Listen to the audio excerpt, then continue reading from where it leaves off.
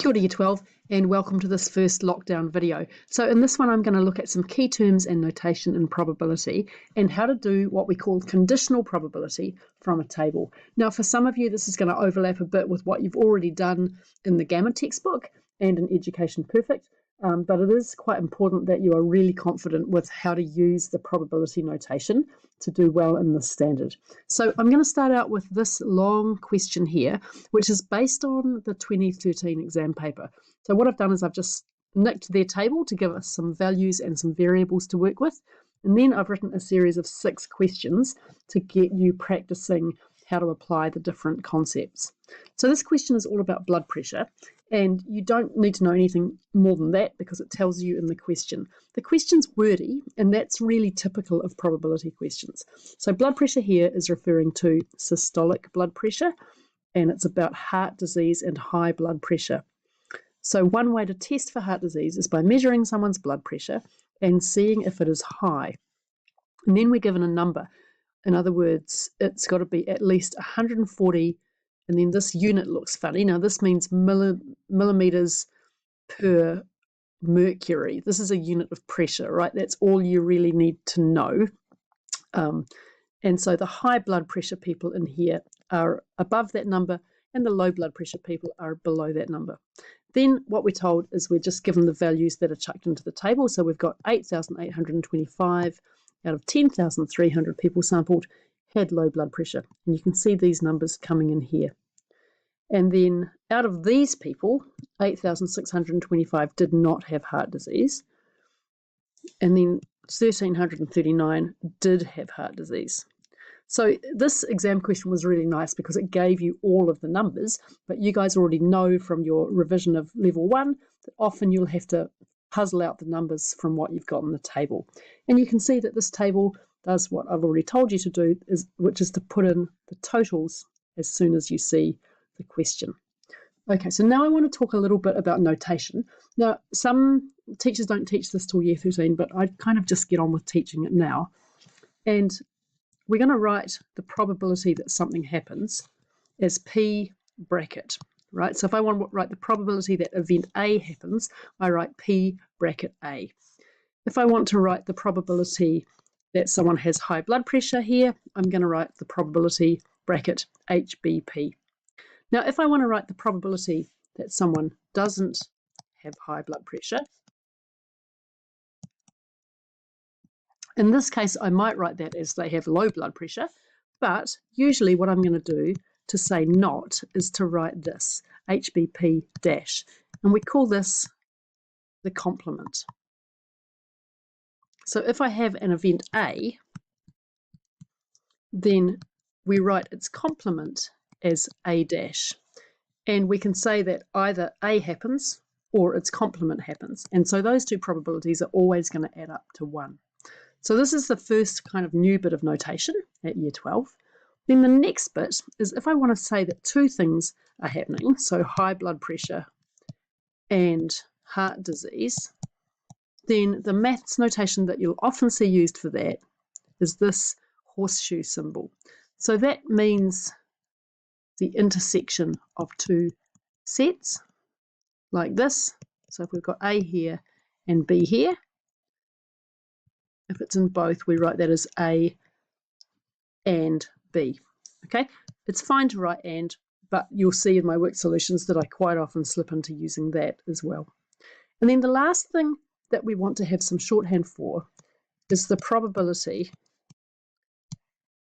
that A happens given that B happens. This is called conditional probability, and this means we're really only interested in the situations in the world when B happens, and we write that as the probability that given that B happens, what are the chances that A happens, right? So that's just a vertical line like that. And we're going to see soon that this is pretty easy to work out, especially from a table. So what we're looking at is we're limiting ourselves to just the times when B happens, and then we want to know when both A and B happen. Okay, so I don't expect you to understand this formula yet, but I want you to write that one down into your books now. Okay, so we'll be using that extensively in Year 12 and then again in Year 13 stats. Right, so now what I want to do is to get into the practical stuff. How do we answer these 6 questions that I've written? Okay, so first of all, we need to find the probability that a randomly chosen person has got heart disease. So the question I always ask is, what are we choosing from?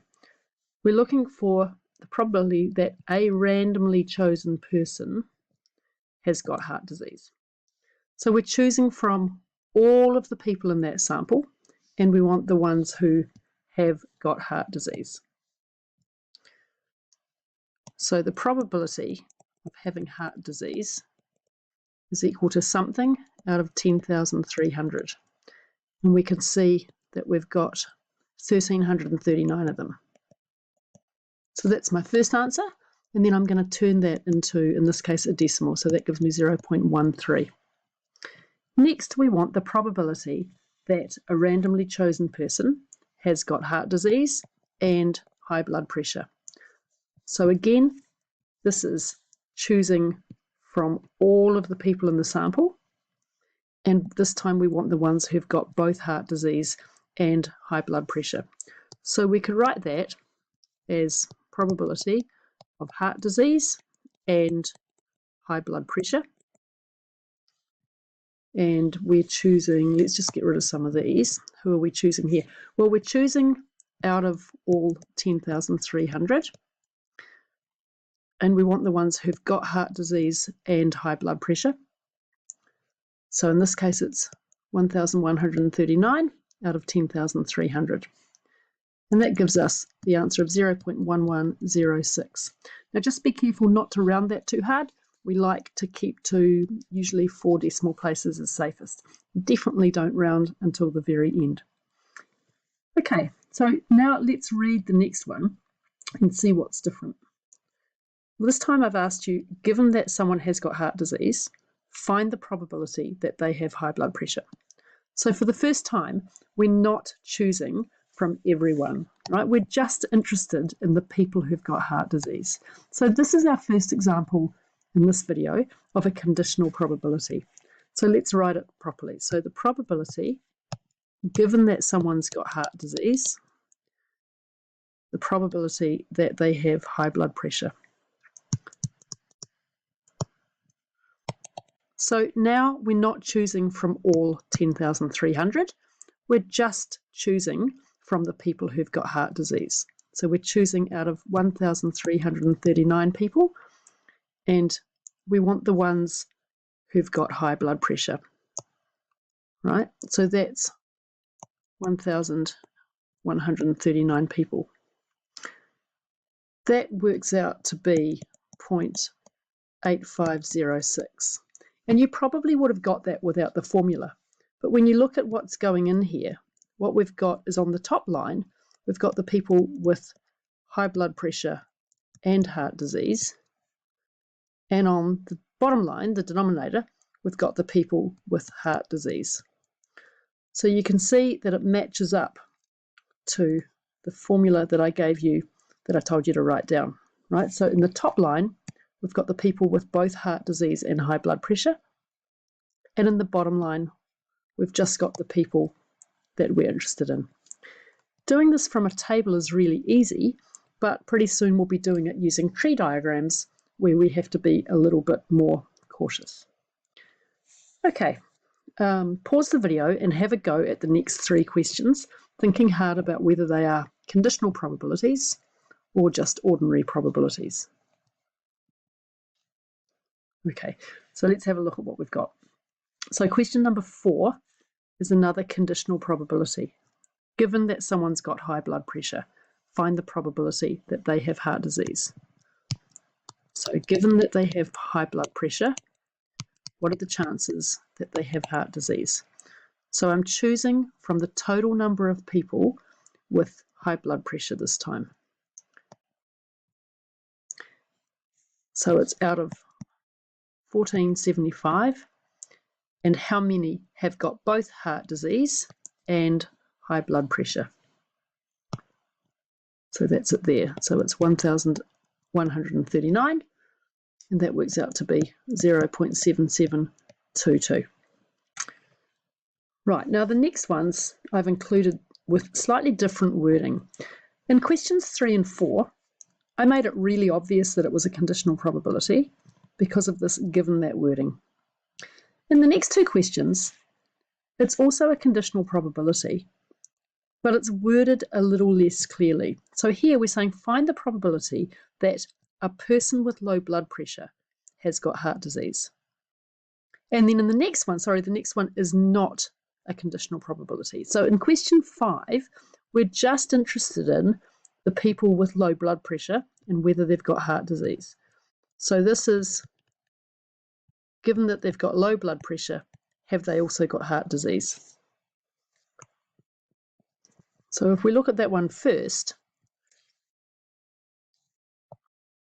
the denominator here is the people with low blood pressure. So 8,825. And the people with both heart disease and low blood pressure is 200. So my final answer there is a very small 0.0227. The next question is different, right? So in question 5, we're only kind of think about putting all the names of the people into a hat, and we're just interested in the ones with low blood pressure. But in the next one, we're asking, find the probability that a person has low blood pressure and heart disease. So that's a joint probability, or just an and probability, low blood pressure and heart disease. So who am I choosing from here? Whose names are going in the hat? Well, it's absolutely everyone. So it's out of 10,300 again, and we're just interested in the ones who've got low blood pressure and heart disease. So again, it's just these 200 people. Right, and that answer gives me 0.019417. So there you go. That's just an introduction to some of the ideas that are going to come up over and over again. Make sure you've written down that conditional probability formula. The next video is going to go through how to use this with tree diagrams. Thanks very much for watching, and if anything's not clear, just send me an email, and here's my email address, just in case you haven't got an inbox full of emails from me. There we go.